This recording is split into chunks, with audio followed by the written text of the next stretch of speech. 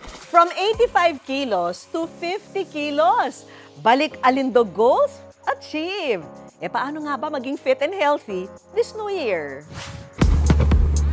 Naging kakambal na ng pagsalubong sa bagong taon ang pagkakaroon ng mga New Year's resolution. Ang inyong top 3 New Year's resolutions, i-share nyo na yan. Sana maging malusog, wala yung mga sakit-sakit, mga kasukasuan, mga sakit. Sana mas makapag-diet.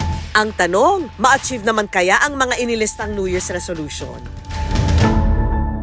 Ang 31-year-old na si Gia, 3 taon daw nangako ng kanyang New Year's resolution. Ang sumeksi at maging healthy. At ngayon ang 2024, finally, mapapalitan na ang New Year's resolution niya. Dahil ang kanyang body goals, achieved. New Year, New Me Reveal. Hi, Gia! Hello po, Welcome good sa evening. Good News. Thank you Gusto ko po. malaman, paano mo ba naging objective na maging fit and healthy? Actually, sa totoo po, at first, joke lang po talaga siya lahat. Di ba parang pag New Year po, New Year, New You, New Me. Tapos parang sabi ko, try ko nga po, ganun. So, trinay ko siya. And then nakita ko nag-work siya ng first month. Galing ako 188 pounds. Yun yung pinakamataas nung December 2020. Bilang plus-size woman, mabibigat na pagsubok daw ang kanyang pinagdaanan. Parang lagi kang pagod. Tinatamad ka gumalaw. Parang ang bigat kasi ng feeling. Isa pang nakabawas ng kumpiyansa sa sarili nang wala na raw magkasya sa kanyang mga damit. Kunyari may gusto kong suotin, di ba? Parang syempre hindi siya available sa size ko before, ganun. So parang ko, okay, next time, ganun. Na-depress daw si Gia sa pinagdaanan.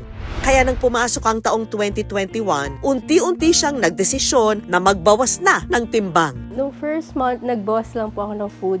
Pero nag-rise pa din po, lahat pa din. Parang yung quantity lang. Make sure ko po na sa plate ko may go, grow, glow, gano'n. May fiber, may carbs, and protein. More on balance protein. eh. Opo, Oo. balance po Oo. talaga. Let's make chicken breast seafood. Let's go. So, ayan, nag-weigh lang ako. 200 grams pa yung kailangan ko for the day. Chicken breast at gulay raw ang naging paborito niyang lantakan.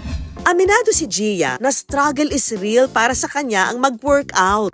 Pero hindi raw nagpatalo si Gia. Ika nga nila, no pain, no gain. At first, parang nagsa-steps lang ako. Try ko mag 10,000 steps per day. Sa loob ng 1 taon, 7 beses kada 1 linggo kung mag-workout si Gia. At ang resulta, achieved ang body goals niya. Mula 85 kilos noong 2021, bumaba sa 44 kilos ang timbang niya noong 2022. Nakakatuwa kasi kahit ako gulat ako, kaya ko pala yun. Mission accomplished na si Gia dahil ang kanyang New Year's resolution, achieve na niya. Pero ang problema, kasabay ng pagbaba ng kanyang timbang ay ang pagbagsak din ng potassium sa kanyang katawan. Na-hospital ako. Akala ko masakit lang yung katawan ko kasi workout. Blood test ako. Okay yung protein ko, okay yung mga sugar, okay lahat except yung potassium. Ayon sa nutritionist, maaring dala raw ito ng sobrang pagpapapayat niya. Many reasons bakit bumababa ang potassium. Sometimes it can be brought by nutrient deficiency. Sobrang onti ng intake natin, undernutrition na tayo, nawawala na rin yung essential nutrients na kailangan ng katawan po natin. Kaya naman kung bawas timbang ang goals niya noon, healthy living na raw ang New Year's resolution niya pagpasok ng 2023. Naging parte raw ng diet niya ang pagkain ng maraming saging para mapataas ang potassium level niya. Payo ng eksperto sa mga gustong mag-start ng diet, We have to achieve a balanced diet and of course, sabayan din natin ng physical activities. sa ngayon, normal na ang potassium level ni Gia at swak na rin sa kanyang body mass index o BMI ang kanyang timbang na 50 kilos. Ang 2024 goal niya, i-maintain na lang ito. Ano yung tip mo para sa mga gustong mag-adjust ng weight nila?